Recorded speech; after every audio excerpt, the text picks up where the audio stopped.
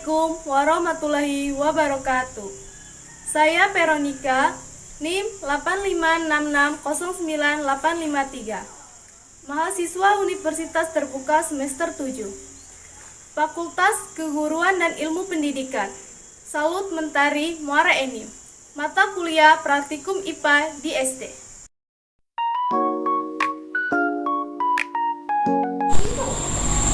Halo semua, di video kali ini saya akan menjelaskan tentang pencernaan makanan, yaitu sistem pencernaan manusia. Adapun tujuannya, dapat mengurutkan bagian dari sistem pencernaan. Alat dan bahan yang saya gunakan, yaitu struktur sistem pencernaan manusia dan alat tulis. Sistem pencernaan manusia adalah serangkaian organ yang bekerja sama untuk mengelola makanan menjadi energi dan nutrisi yang dapat diserap tubuh. Organ utama meliputi yang pertama, mulut.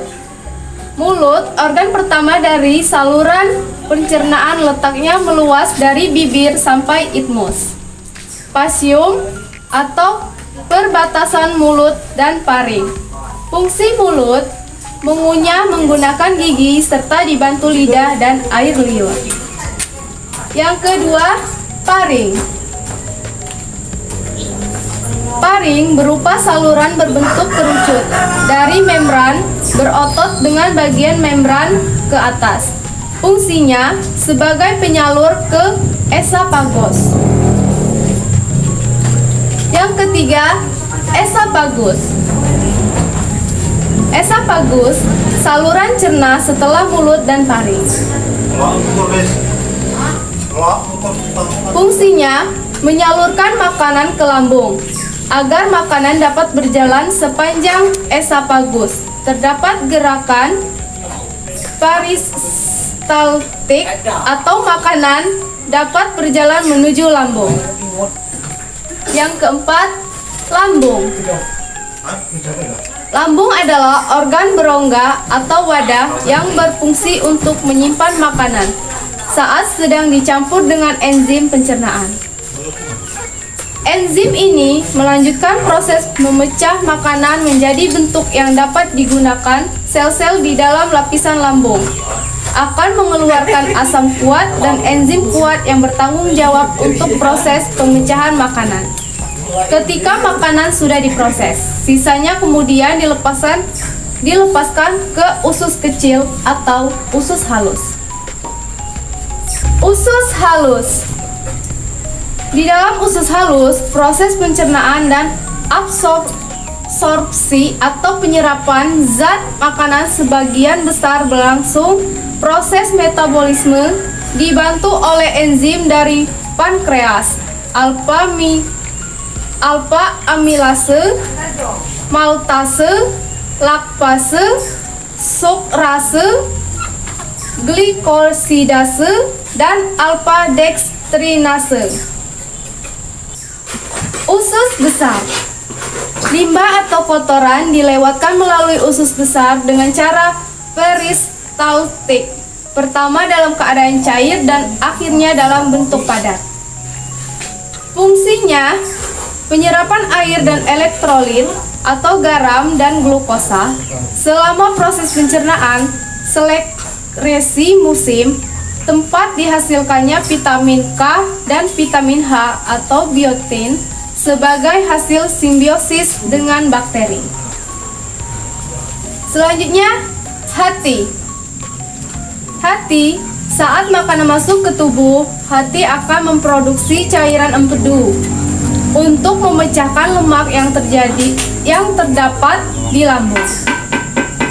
Memproses nutrisi untuk disalurkan ke sistem tubuh dan menghasilkan kadar gula darah atau glukosa yang digunakan dalam sistem pencernaan. Fungsinya memproses nutrisi yang diserap dari usus kecil atau usus halus. Selanjutnya, empedu. Kantong empedu berfungsi menyimpan dan memekatkan empedu dari hati dan kemudian melepaskannya ke dalam usus 12 jari di usus kecil untuk membantu menyerap dan mencerna lemak. Lalu pankreas. Pankreas berfungsi membuat cairan yang disebut enzim. Nah, enzim ini kemudian digunakan untuk memecah gula, lemak, dan pati. Bukan cuma enzim, pankreas juga membantu sistem pencernaan dengan membuat hormon. Hormon bekerja membawa pesan kimiawi melalui darah. Selanjutnya, rektum. Rektum adalah ruang lurus 8 inci yang menghubung usus besar ke anus. Tugas rektum ini menerima tinja dari usus besar dan mengirim sinyal atau tinja yang harus dievakuasi atau dibuang keluar, dan memegang tinja sampai evakuasi terjadi. Selanjutnya, anus. Anus bagian terakhir dari saluran pencernaan. Organ ini membentuk saluran sepanjang 2 inci atau 5,08 cm yang terdiri dari otot-otot dasar panggul dan 12 sphincter anal. Anus dikelilingi oleh otot-otot sphincter yang penting dalam kemungkinan mengontrol pengeluaran tinja. Kesimpulan dari praktikum ini, saya dapat mengetahui lebih banyak fungsi tentang sistem pencernaan makanan, mulai dari mulut sampai anus.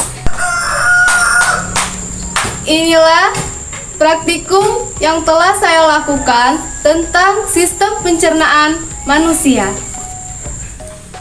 Mati tuh,